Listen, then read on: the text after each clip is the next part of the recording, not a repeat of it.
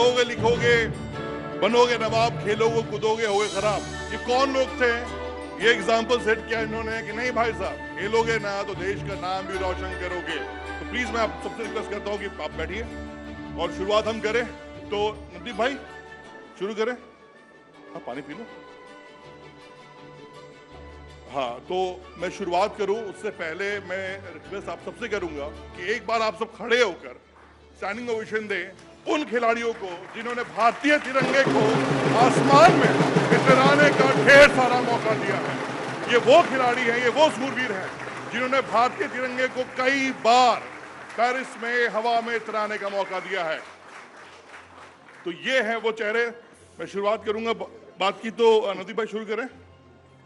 माँ कसम पक्का आपकी माइक हो रखा हुआ, माइक ले लें। तो सबसे पहला सवाल तो मैं आपसे ही करूंगा। दिल्ली है, दिल्ली का माहौल है, माहौल आप हमेशा फिफ्थ गियर से शुरू होते हैं, पहले गियर लगाते हैं? शुरुआत तो पहले ही 5 में से रहती है, पर वहाँ पहले कम से किया था शुरू। अच्छा, पहले वहां कम से शुरू किया था। तो वो ट्रेलर दिखा था मैं, तो 2 शब्दों की जो कहानी आई थी, वो तो कोच ने मेरे को बोला था कि नहीं अभी फुल एक्टिव नहीं होना है। तब ये था, तब ये आलम था। सुन रहे हैं आप लोग? जब कोच साहब ने बोला था कि फुल गियर, फिफ्थ गियर पे नहीं लगानी है गाड़ी, पहली गियर पे चलनी है, तो ये आलम था। मनु, अभी नहीं तू मुझे बताएगा तब मैं उसे बुलाऊंगी। You have to give me, he is sitting in the conference room, you have to give. Okay ma'am, मैं ये कह रहा था, मनु आवाज आपकी बिल्कुल आएगी। प्लीज ऑडियो चेक कर लें। देबा, हेलो हेलो 1 2 हाँ 3। हाँ। सवाल मेरा पहला आपसे यही है कि हर खिलाड़ी चाहता है कि उसको नाम शोहरत सब मिले। अब आपको अगर हम देखें तो एक दीवार फिल्म का डायलॉग मुझे याद आता है, जिसमें अमिताभ बच्चन और शशि कपूर दोनों होते हैं, कहते हैं कि मेरे पास धन दौलत है, वो कहते हैं मेरे पास माँ है।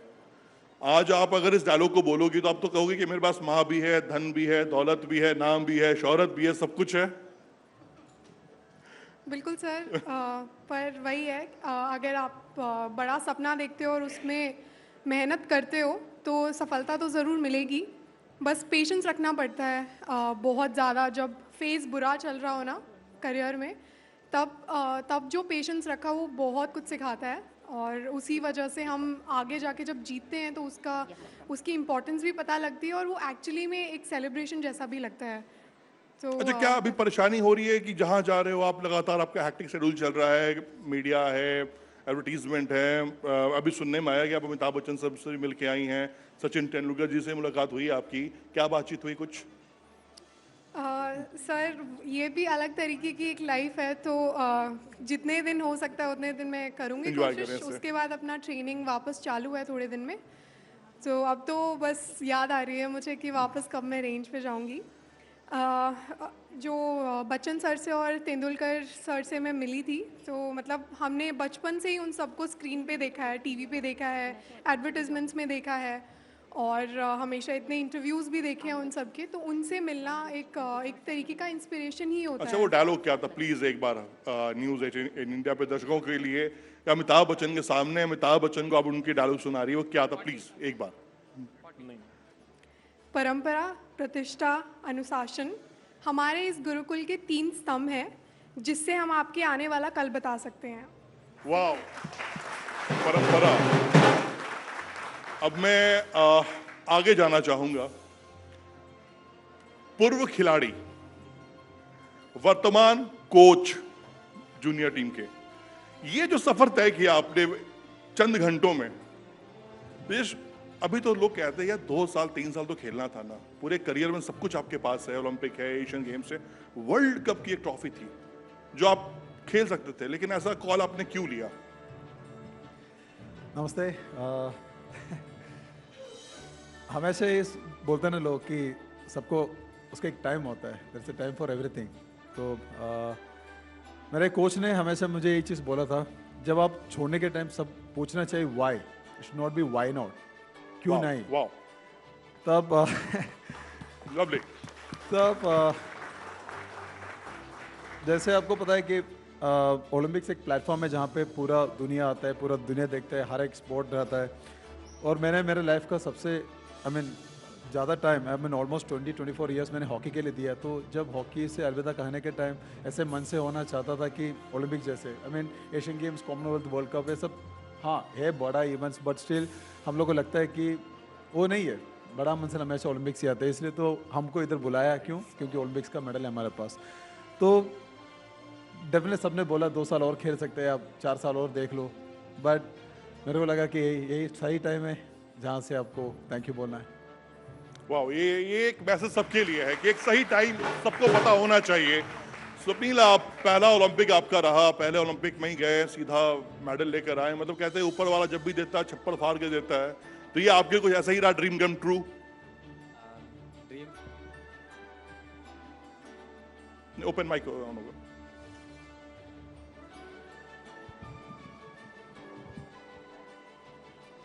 जैसे कि सर ड्रीम अलग है, गोल्ड मेडल लाना, उसके लिए तो गए थे बट वो नहीं मिला, लेकिन ब्रॉन्ज मिला। तो ऐसा है कि नेक्स्ट टाइम जितना भी हो कोशिश करके गोल्ड मेडल लाना है। ये ड्रीम कंप्लीट हुआ नहीं है अभी तक, उसके लिए जितना हो सके हार्ड वर्क करना है उसके लिए। तो अभी ऐसा कह सकते हैं ना, भगवान ने दिया है एक stage closer to that medal, ऐसा बोल के दिया है, तो और भी मेहनत करनी पड़ेगी उसके लिए। बिल्कुल, देखिए ब्रॉन्ज आ गया है, सपना भी साकार नहीं हुआ है क्योंकि उसका रंग बदलना है। पाजी, आपसे मैं जरूर जानना चाहूंगा, क्योंकि आप मनु दोनों सेम इवेंट, मिक्स इवेंट में थे, ये खबर आई कि आप दोनों एक दूसरे को ज्यादा ही प्यार मोहब्बत करते हैं, टीज करते हैं, बहुत ज्यादा छेड़ते हैं एक दूसरे को ज्यादा। ये पढ़ा हो मैंने कहीं कि आप मनु को। नहीं, ऐसा तो कुछ भी नहीं है, बट जस्ट मतलब मजाक ज़्यादा करते हैं एक दूसरे के साथ, एंड इतना ही है, ज़्यादा तो कुछ है नहीं कि एक दूसरे की बेइज्जती कर दी, या बस इतना ही होता है। नहीं, बेइज्जती की तो करनी भी नहीं चाहिए। प्यार मोहब्बत की बातें कर रहा था। नहीं प्यार मोहब्बत। अच्छा, नहीं ऐसा कहीं सुनने में आया कि क्या कहीं मनु और आप दोनों एक दूसरे से वो मजाक ज़्यादा रखते हैं, अपने आप को टेंशन, मतलब इवेंट से पहले थोड़ा अपने आप को हल्का करने के लिए तो करते ही करते खिलाड़ी वो है। तो नॉर्मल होता है। अच्छा पाजी, ये बताइए कि अभी लाइफ कितनी बिजी चल रही है? अभी तो बिजी है, अभी फैमिली में फंक्शन थे वो भी अभी अटेंड नहीं कर पाया। तो पहले अभी मुंबई थे, वहाँ पे ओजी के जो मेरे स्पॉन्सर हैं उनका फंक्शन था, वहाँ पे इवेंट था, तो उसके बाद जस्ट अभी यहाँ पे आए हैं। पता नहीं आगे आपको तो पाजी मैं गारंटी कह सकता हूँ कि ऑफर तो आया होगा पंजाबी फिल्मों से कि पर्सनालिटी भी है तो 1-2 एल्बम कर लो, ऐसा कोई फोन कॉल तो आया ही आया होगा? नहीं, अभी तक तो नहीं आया, बट वेट कर रहा हूँ। वेट कर रहे हैं कॉल का? अच्छा मनु, आपको तो पक्का आया होगा, झूठ नहीं बोलना। सर हम शूटिंग ही तो करते हैं, बस हमारा मूड अलग है, हमारा सीधा निशाना लगा दिया है उन्होंने। अच्छा, आया कि नहीं आया कॉल कुछ किसी फिल्मों के लिए, एल्बम के सर लिए? मुझे नहीं पता है, मैं तो अपना काम से काम थोड़ा रखती हूँ और जब भी मौका मिले बस हो जाती हूँ। अच्छा, तो कोई फिल्म अगर सपोज दैट आपके ऊपर एक बायोपिक बनती है, तो आप किसे चाहेंगी, कौन सी वो अभिनेत्री हो कि वो रोल आपका कर रही है, या आप खुद करना चाहेंगी? क्या सर वैसे सर वैसे तो उस टाइम पे देखो, मतलब जब तक समय आएगा कि पिक्चर का टाइम आएगा तो आई थिंक तो और लोग आ जाएंगे, तब तक तो बहुत सारे बाकी काफ़ी अच्छे लोग, मतलब काफ़ी वेल नोन और बहुत ही अच्छे एक्टर्स भी हैं, एक्ट्रेसेस भी हैं हमारी इंडस्ट्री में। बट आई थिंक उस टाइम तक तो काफ़ी और आ जाएंगे लोग, बाकी ऐसा हमारा तो कोई इरादा नहीं है। सुजेश भाई, कुछ लोग मुझसे कंसल्ट किए थे आपके लेकर, और अब अच्छा सुजेश के बारे में एक चीज़ मैं बता दूं आपको कि ये गोलकीपर हैं, हमेशा आप देखती हैं कि ये गियर में रहते हैं, पैड पहने रहते हैं, गियर में रहते हैं, तो इनकी शक्ल दिखती नहीं है। ये विराट कोहली और नवदीप के भी गुरु हैं। मैं आपको बता दूं किस सेंस में बता रहा हूँ पाजी। देखो, मैंने बहुत रिसर्च किया है ना, बहुत कहानियां मैंने आपके उन खिलाड़ियों से बात की जो आपकी टीम में खेल रहे थे, तो ऐसे कौन मोटिवेट कराता अपने प्लेयर्स को पीछे खड़े होके इतने प्यारे प्यारे शब्दों के साथ, क्यों? मतलब ऐसे मोटिवेट कौन करता है? मेरे को लगता है कि एक इंडियंस का आदत है, जब तक बाम्बू नहीं मिलता है तब तक तो अपना रियल चीज़ को समझ में, रियलिटी को समझने में थोड़ा टाइम लगता है। आपको पता है कि हनुमान जी को भी कोई बता देते कि आपके अंदर ये हाँ ताकत है। कितना ताकत वाला है। तो मेरे टीम वालों को ऐसे एक आदत हो गया अभी कि श्री भाई मेरा आवाज़ से पता चला कि मैं कौन सा मोड पे हूँ और वो कौन सा मोड पे खेल रहे हैं। जैसे आपने बोला 5th गियर पे चल रहा है, तो कई प्लेयर को लगता है कि वो 5th गियर पे चल रहे हैं, बट वो शायद 2 सेकंड गियर पे चलता होगा। तब मेरे को पीछे से प्यार से देना पड़ता है कि भाई लोग ये प्यार से 58 पे देना चल- पड़ता या है। प्यार से तो आई मीन आप लोग को लगता होगा कि अरे यार गाली देना बहुत गंदा बात है, बट गाली देना गंदा बात नहीं है, क्योंकि ये समझ सिखाओ ये क्योंकि ग्राउंड के अंदर आप कुछ भी बोलो, आप प्यार से भी बोलो, गाली से भी बोलो, सिर्फ दिमाग को एक ही चीज़ समझ में आता है, यार ये जो कुछ भी बोल रहे जीतने के लिए बोल रहे हैं, तब एक मोटिवेशन है। तब सेकंड चीज़ ऐसे होता है कि जब ज़्यादा आई मीन एंग्री होके या गुस्सा से हम लोग चिल्लाते रहे, तब उसको पता चलता है यार मेरे कुछ ज़्यादा गड़बड़ कर रहे हैं, मेरे को सही खेलना है। और जब उसको सुनने में सुनाई देता है कि यार कोई बात नहीं बेटे कोई बात नहीं, तब उसको पता है कि हाँ यार कोई ठीक चल रहा है, इसलिए तो प्यार से बोल रहा है। एंड सेकंड चीज़ ऐसा है कि हम ग्राउंड में उतरने के टाइम आप लोगों को लगता होगा चले यार मजाक में खेल रहे, बट एक रिस्पॉन्सिबिलिटी है। हम लोग पूरा देश के लिए उधर ग्राउंड में उतर रहे, वी आर एन एम्बेसडर। हम जीते तो कोई नहीं बोलता है कि अरे श्रीजेश जीत गया या श्रीजेश हार गया, सब बोलते हैं कि इंडिया हार गया। तो एक काइंड ऑफ रिस्पॉन्सिबिलिटी हमारे लिए। तो ऐसे गोलकीपर जब मैं पीछे खड़े रहता हूँ गोल पोस्ट में, मुझे हमेशा फील होता है कि मैं एक कोच हूँ, तो मुझे मेरा प्लेयर के साथ कोच वाली कम्युनिकेट भूमिका करना तो आपको मिली गई है, वो देखेंगे कितने आप प्यार से डील करते हैं टीम को। नदीप, आप जब अपने आप को मोटिवेट करने के लिए कौन कौन से गाने सुनते हो? वैसे तो काफ़ी सारे हैं, पर पहला गाना जो मैं सुनता था मोटिवेशन के लिए वो चक दे इंडिया। चक दे इंडिया। जो निशाने पे रहते हैं वो निशाने से नहीं डरते। आप इनको जब मैदान पे हम देखते हैं तो अभी श्रीजेश ने कहा था कि मेरे को तो दौड़ना भी नहीं पड़ता, मैं एक गोलकीपर हूँ, लेकिन आपकी निगाह में दोनों तरफ बाज बैठे होते हैं। बाजी खिलाड़ी झूठ नहीं बोलता, ये झूठ बोल रहे थे, मैंने इनको देखा है। ये साफ छोड़ के लास्ट मोमेंट में वो उधर के डी पे पहुंच जाते हैं, ये उधर की डी पे पहुंच जाते हैं। सही है ये गलत? उड़ाइए माइक। आप पहुंचे कि जर्मनी वाले मैच में? बताइए मुझे बताइए, जर्मनी वाला मैच याद करिए, आप कहाँ पहुंच गए थे? नहीं, देख नॉर्मली लास्ट मैच खत्म होने के बाद आपको एनर्जी की कोई ज़रूरत नहीं है, तो आप भाग भी सकते हो, बट पूरा मैच के लिए तो आपको एनर्जी सेव कर रखना है। बट डेफिनेटली आपको इंटरनेशनल मैच खेलना है तो फिट रहना है, तो उसके लिए थोड़ा दौड़ना और जिम करना तो पड़ता ही है। हाँ जी, हाँ जी, थैंक यू वेरी मच। तालियां, बहुत अच्छा। Thank you sir, thank you. हाँ जी, अभी वहाँ जाना कि यहाँ? नहीं पाजी, आप जहां मन हो वहां जाना है, लेकिन आप हमारी तरफ आओ उधर। आ जाओ पाजी, इधर आ जाओ। और आप तो जब ये आया करे तो थोड़ा सा इनको मुस्कुरा के बोला करो ना, बाजी है, मूड बनाते हैं ये अपना। आइए बाजी। बाजी मैं कह रहा था ना, मनु भाकर बहुत देर से देख रही थी, आप हले हौले से तो दो लाइन गुनगुना दी मैं ना। अभी वो मूड नहीं बना? वो उसका भी मन आएगा। अभी थोड़ा मैं तत्ता हुआ बैठा हूँ। अच्छा, यानी तत्ता का मतलब समझते हैं अपने? नहीं बाजी। अब इनको देख के ना हाँ, मन नहीं भर रहा है। मेरा जो एक स्पोर्ट्स पर्सन का, मैं स्पोर्ट्स पर्सन अपने आप को जानबूझ के बार बार एम्फेसाइज नहीं कर रहा, वो आज भी वही मादा है। मेरे रियाज करने के जो तरीके हैं, एक minute, can I see my person 145? मैं इनके सामने थोड़ी देर पहले कहा था, ये म्यूजिक बंद कर सकते हैं? हाँ बाजी, बंद कर देंगे, बिल्कुल बंद देंगे। तब तक आप मूड बनाओ। एक सवाल तब तक तुम पूछ लो, मुझे लग रहा है तुम्हें पूछना चाहिए कुछ। नहीं, बहुत कुछ पूछना है मुझे। हाँ तो पूछो ना। अब देखो, अच्छा, ये तुम हर चीज पूछ लेना, लेकिन ये एक सवाल मत पूछना। लव, शादी, ब्याह, ये सब ना पूछना। बाकी जो मन में आया तुम सब पूछ सकते हो। हाँ जी, पूछो। नवदीप, क्या आपको लव हुआ किसी से? किसे? चलिए, अच्छा नहीं माइक उठा लीजिए। अच्छा ये बताइए, आपको अपने कोच पे भरोसा नहीं है? नहीं है कि नहीं? हाँ या ना? नहीं सर, देखो भरोसा तो था, लेकिन माँ कसम क्यों खिला रहे हो कोच पर को? उन्होंने ऐसा कमाल मेरे थ्रू कराया ना, मेरे को अपने ऊपर नहीं भरोसा हो रहा क्या था बात कि कर सर रहे ये हो? मैंने ही किया है। तो पहले मुंह से ही निकला माँ कसम खा के बताओ। हाँ, तो मैंने देखा नहीं ना, तो मेरे को यकीन नहीं हुआ कि अरे नहीं सर ऐसे थोड़ी ना हो सकता है। तो अच्छा, इनके कोच, असल वाले कोच जो है ना, वो श्रीजेश है। उन्होंने पहले ही बोल दिया। नहीं, वहां पे जो होता है ना, भाई, वो सिर्फ श्रीजेश जी की कहानी बहुत अच्छी है। ये दुनिया के पहले ऐसे खिलाड़ी हैं जो अगर इनके ऊपर वो हेलमेट नहीं है, गियर नहीं है, तो आपको लगेंगे बहुत शांत, कितना सुशीला आदमी बैठा हुआ है। सिर्फ आप हेलमेट पहनाओ, भाई साहब जो एग्रेशन निकलेगा ना, 100 विराट कोहली भरे पड़े हुए अंदर ये आदमी। ये आपको हल्के में दिख रहे हैं? आप देखिए, इनसे पूछिए ना, इनकी बेटर हाफ इनको कहाँ पे मिली थी, कैसे मिली थी और कितना पुराना था, बताएंगे ना ये अभी तुरंत बता देंगे। बताइए हुजूर। देख, बचपन में हम लोग गलती बहुत करते हैं। बाजी घर नहीं जाओगे ऐसे? मैंने कहा ना, कुछ चीजें चैप्टर बदलने पड़ेंगे। हाँ, घर नहीं जाओगे ऐसे? नहीं, अच्छा है कि ये चैनल और हिंदी में मेरा बीवी देखता नहीं, इसलिए तो मैं कुछ भी बोल नहीं, सकता इंग्लिश में भी जाएगी।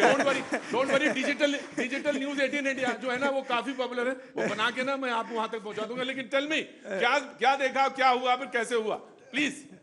देख, मेरे बीवी को मैंने पहले बार स्कूल में मिली थी। I mean Jeevraj sports school में मेरे क्लासमेट थी 9th स्टैंडर्ड में, और मैं पढ़ाई में भी अच्छा था, इतना भी अच्छा नहीं था कि, बट स्टिल अच्छा था, और टीचर्स का पेट था उस टाइम। और मेरा वाइफ आ गया, स्कूल में ज्वाइन किया, और सडनली उसने टेक ओवर कर लिया मेरी जगह, और जो दुश्मनी शुरू हो गई, दुश्मनी से प्यार में कन्वर्ट हो गए, प्यार तो शादी में हो गया, उसके बाद तो आपको सबको पता है। अजी पूरा फिल्मी है मामला। अच्छा मनु, आपको कभी गुस्सा आता है? आता है सर। तो कैसे, मतलब एग्रेशन कैसे निकालते हो आप? मतलब कुछ बोलना मत, मतलब कैसे निकालते कैसे हो? नहीं, मैं ऑनेस्टली मुझे वो बचपन में बॉक्सिंग करती थी ना, तो पंचिंग की बहुत आदत है। तो मैं या तो पंच, बट यूजुअली जब नॉर्मल जगह पे होती हूँ, सोशल जगह पे होती हूँ, तो I just tell myself breathe, बस, और ऐसे अच्छा, ही निकाल एंटरटेनमेंट देती के लिए हूँ। क्या कर रही है? जैसे अभी तो आपका चलो बहुत टफ टाइम चल रहा है गेज, लेकिन क्या करो फ्री टाइम में अगर मिल रहा है? जैसे आपने कहा था कि मुझे वायलिन बजाना बहुत अच्छा लगता है, घुड़सवारी करनी आपको शायद सीखनी है, तो उसके लिए टाइम निकल पा रहा है? कहीं कोई बातचीत हुई है? बातचीत तो हुई है, पर टाइम नहीं निकल पा रहा है। वाह, बहुत बढ़िया है। और बारिश का मौसम है, बारिश के मौसम में घुड़सवारी नहीं होती। अच्छा, तो अभी डाइट भी आपने थोड़ा छेड़ा है कि आप लोगों ने, मतलब बारिश हो रहा है तो पकौड़े शकौड़े थोड़ा खा पी लो? नहीं, पकौड़े नहीं खा रहे हो? नहीं खाती। क्या बात कर रहे हो? स्वप्निल बाजी, मैं आपसे जरूर जानना चाहूंगा, काफी हंग पर्सनालिटी आपकी है, बहुत चार्मिंग चॉकलेटी बॉय, ये मैं नहीं कह रहा हूँ, सोशल मीडिया कह रहा है, ये मैंने कहीं कुछ नहीं अपने मुंह से डाला है, ठीक है? तो आपको भी क्या, क्योंकि होता क्या है ना, जब एक खिलाड़ी जब टॉप पर जाना शुरू करता है ना, तो बहुत सारे एंगेजमेंट शुरू हो जाते हैं उसको कि अरे आप बॉलीवुड में आओ, अरे आप मॉडलिंग के लिए आइए। तो क्या आप उस तरफ सोच रहे हो, या फिर नहीं, अभी इस फोकस है कि भैया रंग बदलना है? रंग तो बदलना रहे है, और वैसे उस साइड जाना तो कोई अभी फिलहाल सोचा भी नहीं मैंने, क्योंकि जब तक गोल्ड नहीं आता तब तक कहीं और नहीं जाना है, और उसके पीछे और भी ज़्यादा खेलना भी है। ऐसा नहीं कि बस एक में गोल्ड मेडल आ गया और छोड़ दिया, ऐसा नहीं है। जितना हो सके, अब जैसे आपने देखा है कि हमारे शूटिंग में ऑलमोस्ट 50 एज के ऊपर भी खेलते हैं, तो जब तक जाने तब तक खेलेंगे, ऐसा है अपना। बाजी, टोक्यो ओलंपिक एक बहुत ही, हमारा शूटिंग को लेकर मैं बात करूं, मेडल नहीं था, हम बहुत लगा यार हमारे इतने धुरंधर है, लेकिन आप लोग पेरिस में जाकर लगा कि यार सारी कोर कसर कमी सब इसी में पूरी कर देनी है। वो मेंटालिटी लेके गया था मैं कि गोल्ड लेके आना इंडिया के लिए, वो चीज, बट कुछ ना कुछ चाहिए, मतलब लेके तो जाना है, कुछ ना कुछ चाहिए बस इंडिया के लिए। तो मैं गोल्ड नहीं आया तो ब्रॉन्ज सही, बट अभी भी सेटिस्फाई नहीं हूँ उस चीज़ से कि पर एक इंडिविजुअल भी नहीं आया और एक मिक्स टीम का गोल्ड, अगर दोनों अच्छा होता तो फिर वो बात ही कुछ और होती। बट हाँ, LA28 में अपना बेस्ट दूंगा और कलर चेंज करेंगे मेडल का। बिल्कुल, ये तो आपका टारगेट भी है। अच्छा, आपके बंदूक पर भी लिखा हुआ है, क्या लिखा हुआ बंदूक पे आपके? मेरा नाम ही है उस पे। आपका नाम है? हाँ। अच्छा, ये मतलब आपने खुद से मतलब हुआ या फिर किसी ने गिफ्ट किया, या आपका कॉन्सेप्ट था कि नहीं मैं अपने नाम का बंदूक? ये एशियन गेम्स के टाइम पे हुआ था कि मेरे बर्थडे वाले दिन ही मेडल आया था मेरा, सिल्वर, एंड तभी मैंने उस पर कराया था S Singh 30। अच्छा, तब आपने कराया। हाँ। नवदीप, मैं आपसे जरूर जानना चाहूंगा, क्योंकि ये क्वेश्चन थोड़ा शायद आपको सीरियस भी करे। कई बार क्या होता है पैरालंपिक खेलों में ना, जो खिलाड़ी आगे आते हैं, मेडल लेकर आते हैं, जो उनकी स्थिति होती है, जो फिजिकली टफनेस उनके पास होती है, जो संघर्ष की बात हम कभी कभी करते हैं, तो आज जो तालियां लोग बजा रहे हैं, वो पहले क्या आप पे कभी उंगली उठाते थे, अरे तुम तो कुछ क्या होगा, अरे ठीक है देखेंगे? काफ़ी शुरुआती टाइम था, शुरुआत में ऐसा था। आपके साथ हुआ कभी? सर होता है सर, होता है सर। इसका असर नहीं पड़ता आपको? असर अगर पड़ने लगेगा तो सर यहाँ तक नहीं आएंगे ना सर। वाह, क्या बात है, क्या बात है भाई। तो शुरुआत में होता था सर, बट फिर इस चीज़ पे ध्यान भी नहीं दिया, और फिर थोड़ा बहुत अपने स्पोर्ट में जो मेरे पैरा एथलीट्स और जानते थे, तो थोड़ा सा अच्छा होने लग गया था। तो फिर ज़्यादा फिर फोकस सिर्फ स्पोर्ट्स की तरफ ही रखा सर मैंने। अच्छा, दोस्त जो, क्योंकि देखिए होता क्या है कि हर कोई जब बड़ा होता है तो एक दोस्त बनता है, वो आगे बढ़ता है, आपके हर खुशी में भी आपके दुख में भी साथ खड़ा होता है। वो कौन लोग थे जो आपको यहाँ तक लेकर आए हैं? सर काफ़ी हैं, क्योंकि किसी एक का नाम लूँगा तो कब बाकी सब बुरा मान जाएंगे, पर दोस्त, फैमिली, कोच और स्पोर्टिंग स्टाफ सबके साथ से ही मैं यहाँ आया। अच्छा, टोक्यो में जब आप नंबर 4 पर आए थे तो उसके बाद ये लगा था कि क्या यार मैं इतनी मेहनत कर रहा हूँ, रिजल्ट नहीं आ रहा है?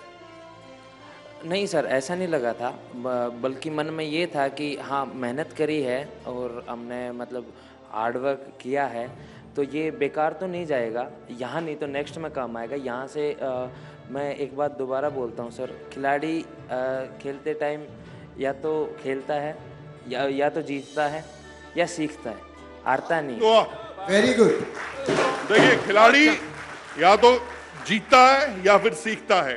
सुजेश, भारतीय हॉकी, देखिए क्लियर बात पूछता हूँ मैं सीधा सीधा आपसे कि पदक आ रहे हैं, एक साल लग गया था, कई साल लग गए जब टोक्यो में हमें पदक मिला, उसके बाद हम इस बार गोल्डन चांस था हमारे पास, वो टीम थी हमारे पास, वो फायर था हमारे पास, लेकिन हम चूके। वो गलती कहाँ हुई? ये मेडल का रंग क्यों नहीं बदला टोक्यो से? देख, जब हम लोग लास्ट ओलंपिक्स में टोक्यो में जब मेडल जीतने के बाद उसमें से 11 लड़के लोग थे इस बार यहाँ पे पेरिस में, और जब एक बार सेमीफाइनल्स या मेडल का वो टेस्ट मिल जाता है या उसको प्रेशर को हैंडल करना सीख जाता है, फिर कॉन्फिडेंस बढ़ जाता है। हम लोग को इंडिया में सिर्फ प्रॉब्लम वही है कि प्रेशर हैंडलिंग का। किसी को पता नहीं कि सेमीफाइनल का प्रेशर क्या होता है, किसी को पता नहीं क्वार्टर फाइनल का प्रेशर क्या होता है। जब वही पहुंच जाते हैं तो सडनली ऐसा लगता है कि एक अलग से दुनिया में पहुंच गया, फिर वो जगह को समझने में टाइम लग जाता है।